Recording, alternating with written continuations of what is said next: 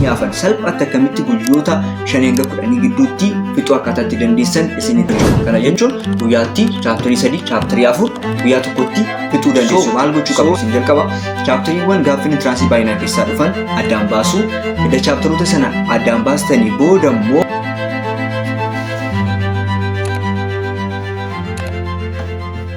akkam jirtu hundi keessanuu nagaa keessanii viidiyoo haaraatiin deebi'ee dhufeen jira. Viidiyoo har'aa keessatti barattoota bara kana qormaata intiraansii egzaamii guyyaa muraasa booda fudhachuudhaaf jirtanii fi tiippii bareedaa fi tiippii baay'ee isin fayyadu isiniif qabadhee dhufeen jira. Yeroo darbee teelegiraam chaanaalii keenyatti haalli qophii intiraansii egzaamiidhaaf taasisaa jirtan maal fakkaata? Kutaa 9 kaastanii kutaa 12tti chaaptaroota hagam kavar gootaniitu jedhee vootii tokko kan poolii tokko isinii qopheesseen ture.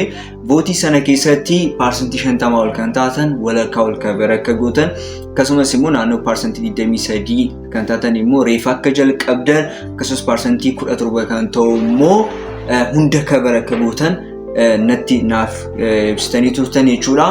So viidiyoo har'aa keessatti gabaabsee barataan chaaptarii hunda kavar godhee maal gochuu akka qabu, akkasumas immoo barataan walakkaa ol kavar godhee yoo maal godhee qormaata kanaaf sirriitti qophaa'uu danda'a fi akkasumas immoo barattoonni reef jalqabaa jiran abdii qabu yoo maal godhan immoo gaariidha isa jedhu wajjin gabaabseen waan tokko share isiniif godhachuudha. Please viidiyoo kana haga dhumaatti ilaalaa.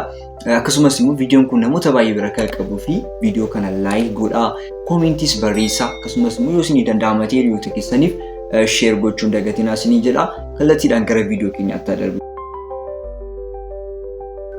Inni jalqabaa barattoota chaaptarii hunda kavar gootaniif gorsan isiniif qabu. Wanti isin gochuu qabdan gaaffii baay'ee shaakaluudha. Hunda kavar godhee jettanii please hin taa'ina. Guyyoota isiniif hafe kana sirriitti fayyadamaa isinii jechuu barbaada. Inni lammaffaa ijoollee walakkaa ol kavar gootanidha.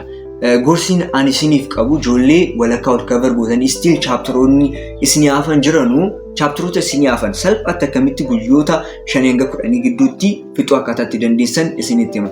Innis maalidha?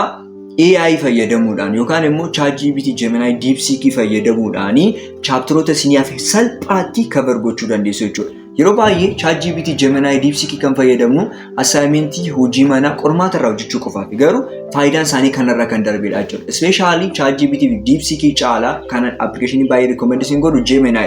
Geminiidhaa fi chaaptarii tokko kennitanii chaaptarii covering godhe tokko kennitanii chaaptarii kana keessaa nootii naa baasii yoo jettaniin chaaptarii kana keessaa gaaffii naa baasii yoo jettaniin Geminiin gaaffii ajaa'ibaa nootii ajaa'ibaa isinii baasaa jechuudha. Kanaaf iyyuu maal gochuu qabdu chaaptaroota isinii hafanii Geminiidhaaf kennaati. Geminiidhaan chaaptarii kana keessaa nootii gaarii naa baasi. Nootii qormaata intiraansii egzaamiif na qopheessu naa baasi jettanii afaan Oromoodhaanis Ingiliffaanis nootii bareeda kan intiraansii egzaamiidhaaf isin qopheessu isinii baasuu danda'a jechuudha. Isa chaaptarii tokko guyyaa 2 guyyaa 3 keessatti fixxanu Gemini fayyadamuudhaan chaaptarii tokko sa'aatii 2 gidduu sa'aatii 3 gidduutti fixuu dandeessu jechuudha. Amma yuunivarsiitiitti Gemini siraa fayyadama. Gemini fayyadamuu qofaan chaaptarii tokko sa'aatii 2 sa'aatii 3 gidduutti xumuraa jechuudha. Kan namatti tolu immoo intiraansii egzaamiin general concept isaas ni baasu. Detail specific point seenanii isiniif hin baasan. So Geminiidhaan general concept kana akkasumas gaaffii yoo na baasittan seeraan isinii baasaa jechuudha. Nootii irraa baastanii achuma irratti dubbistu. Achi booda immoo chaaptarii sana keessaa gaaffii na baasettu gaaffii shaakaltu chaaptarii sana sa'aatii 2 sa'aatii 3 gidduutti jechuudha. Kana jechuun guyyaatti chaaptarii 3 chaaptarii 4 guyyaa tokkotti fixuu dandeessu jechuudha. So chaaptaroota isinii hafe Gemini fayyadamuun salphaatti guyyoota muraasa gidduutti fixuu dandeessu jechuudha. Kana gootanii chaaptaroota isinii hafe salphaatti kavar gochuu dandeessu. Isinis akka warra chaaptaroota hunda kavar godhanii gaaffiis immoo shaakaluu dandeessu. Gaaffiiwwan baay'ee hojjedhaa isiniin jira. Inni sadaffaa ijoolleen reef jalqabaa jirtanuu wanta inni isin gorsuu fi wanta siraan akkana caqastan barbaadu guyyaan fi guyyaa muraasadha. Ammarraa kaastanii kutaa 9 hanga kutaa 12tti kavar godha yoo jettanii hin dandeessanii maaliif chaaptaroonni jiran biroodiidha baay'ee bal'oodha waan ta'eef jechuudha. Kanaaf iyyuu garuu guyyaa 10 itti aananiif yoo seeraan of kennitanii dubbistu yoo ta'e amma danda'amaa ta'etti chaaptaroota hunda yoo kavar gochuu baattan chaaptaroota gaaffiin intiraansii baay'inaan keessaa dhufan kavar gootanii xumuruu dandeessu jechuudha. Guyyoota 10 jechuun sa'aatii naannoo 210 natti fakkaata. Sa'aatii 210 jechuun immoo sa'aatii salphaa miti. Sa'aatii itti fayyadamnaan seeraan kavar gochuu dandeessu. So maal gochuu qabdu isin jalqaba chaaptariiwwan gaaffiin intiraansii baay'inaan keessaa dhufan addaan baasuu.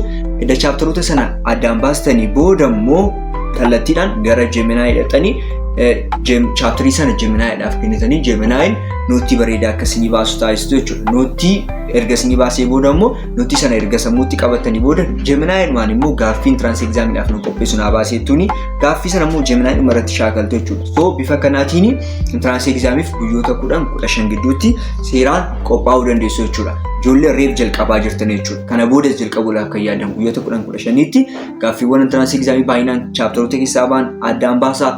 Achi chapteroota sana erga addaan baastanii Gemini'dhaaf kenna. Gemini'n nootii fi gaaffii akkasii baasu gaafadha. Achi booda sirriitti shaakala.